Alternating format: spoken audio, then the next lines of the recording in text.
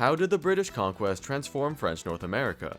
French colonial America was born in 1534, with explorer Jacques Cartier claiming the land of the Gaspé Peninsula in the name of the king, though it took until 1608 for the first permanent settlement, Quebec City, and 1663 for the colony of New France to belong to the crown. New France, though well established and a great exporter of fur, was actually quite small compared to Britain's 13 colonies, boasting about 80,000 European colonists versus 1.4 million people, roughly 250,000 of them slaves. The two colonies soon went head-to-head during the French and Indian War, with the Battle of the Plains of Abraham securing British occupation of Quebec City, followed by Montreal, known as la conquête.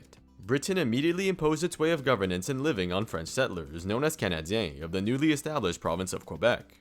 Laws were written in English and followed English common law, while Catholics were not allowed to hold government jobs and new agricultural lands ignored the French seigneurial system and followed the British one.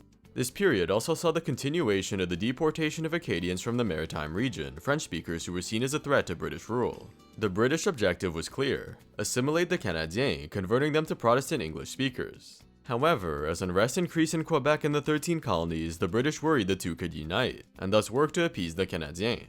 The 1774 Quebec Act expanded the borders of the province, returned to French laws in matters of property and civil rights, also allowing public office holders to be Catholic and restoring the seigneurial system. Of course, the act increasingly angered the colonists to the south, who, alongside other reasons, decided to revolt, forming the United States of America by 1783, annexing a lot of Quebec land.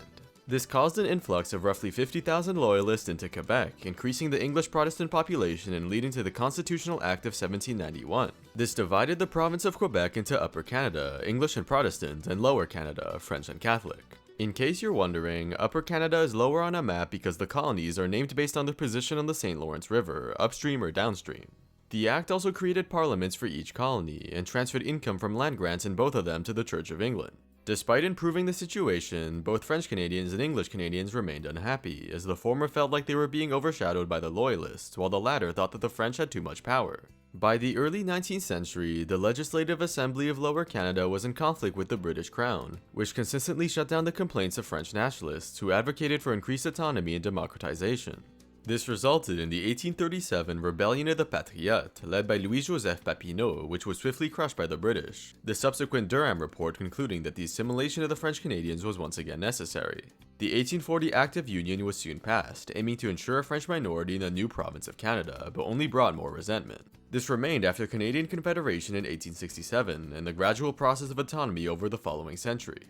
Canada became fully independent in 1982, having maintained its identity and federal laws as a bilingual nation, as French Canadians had fought to keep their language.